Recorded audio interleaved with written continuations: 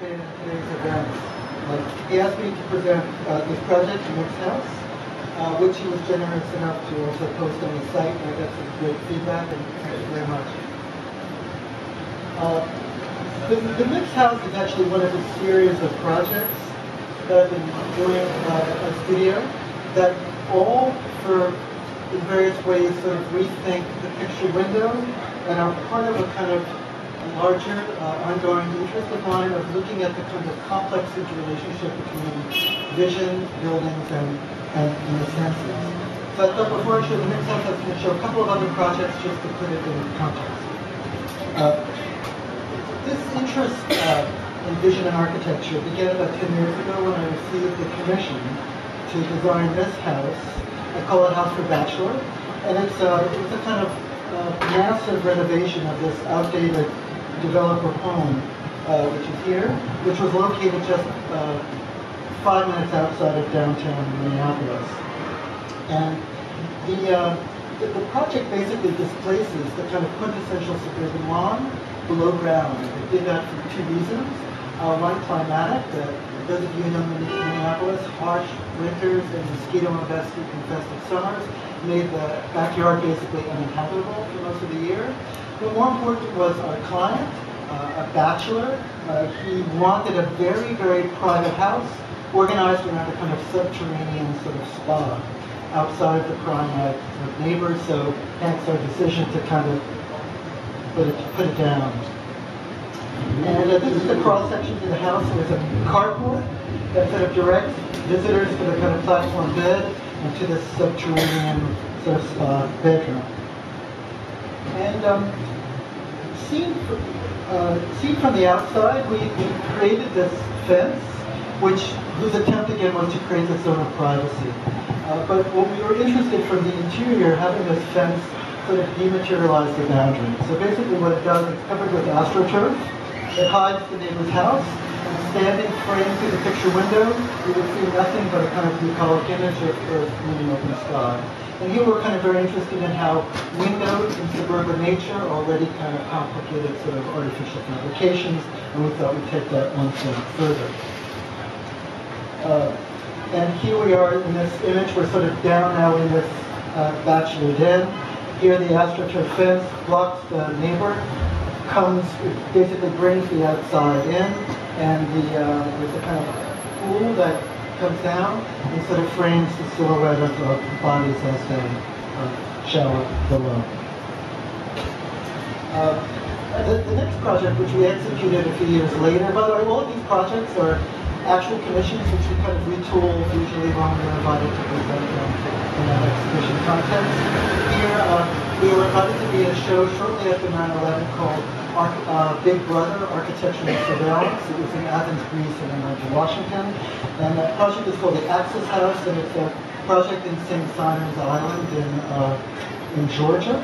And here we were trying to take that same kind of obsession with the picture window, but kind of conflate that with thinking about sort of new and better technologies. So basically what happens, there's one continuous floor slab that on 3 levels, here's the site, frames through floor-to-ceiling glass windows, views out to the ocean. But we became interested about the kind of double-edged nature of the picture window. While it affords sort of visual mastery of the landscape, it allows people to look in, creating a kind of sense of vulnerability. So how we address this kind of contradiction about this interest in expansiveness, but this urge for protection and privacy, was to introduce this. We called it the E-core, a kind of sophisticated tree-like mass that vertically interpenetrates the house, and it consolidates all the surfaces necessary to kind of maintain the comfort of the body. Mechanical systems, appliances, furniture, and even a dumbwaiter to bring objects up and down into the house. But we also thought of the E-core as a kind of updated version of the American hearth, a kind of visual as well as the sort of spatial center of the house. And the E-core is embedded throughout with these basically monitors, which sort of form virtual windows that complement the actual windows that is framed through the picture windows of the house. But most important, again, getting to this theme of surveillance of this exhibition, at that time there was a lot of talk about these home surveillance devices that people in America were using all the time. And we thought, let's introduce that and sort of turn the house into a kind of benevolent big brother. So as you were watching the view, there would be a host of electronic eyes embedded throughout the house that would sort of watch you as you watched, sort of creating a sense of sort of protection over the occupant. So, excuse me. So we created a kind of video to explain how it worked. Here's a driver. There would be a kind of video monitor that would greet guests as they arrived in the house. And there's a kind of split screen where this is the view from the observer. This is the view of what the camera sees. There's a kind of bridge that brings it up. Then on the second level, on the living level, it's organized around this kind of embedded furniture scape, a kind of lounge, again organized around the kitchen on this sort of monitor. And this is the kitchen level. Here's the dumbwaiter, the kind of kitchen as command station, the juxtaposition of the electronic window and the visual window. And then on the top floor, there's a kind of multi-purpose living lounge. Here you can see the embedded bed organized around the kind of TV screen, a home computer, a workstation, and a kind of secondary bedroom. And we did this project around the same time as sort of Jodie Foster's Panic Room, so we kind of put a panic room in the basement, so if you got sort of tired of the blinding sunlight, you could crawl into this pod and watch either images of your house or images of the outside.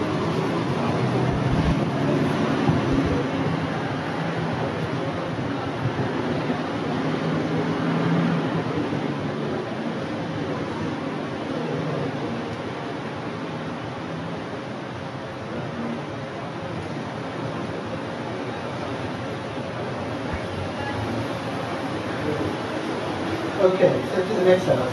So just a kind of couple of projects, again, thinking about this question of rethinking the picture window.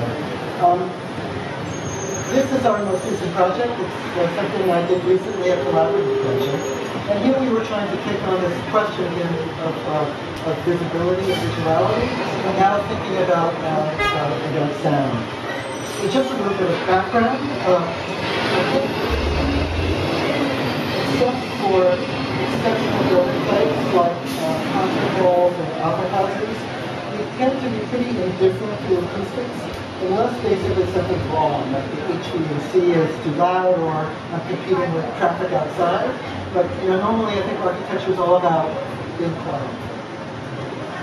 But that wasn't always the case historically. And a little mini history of sound in architecture, especially in pre-literate societies. Architecture and architects really prize the particular sonic sound of space. For example, consider the clarity of the Greek amphitheater, which is again organized about a protagonist standing so that they can have perfect clarity within what's around it. Or think later the medieval and later Gothic cathedrals. Again, whose design was generated as much by visual principles, as much by acoustics as by visual principles. And basically, they were considered basically sacred resonators that were where the kind of religious word could be audible to the laity. But things sort of change with the invention of printing.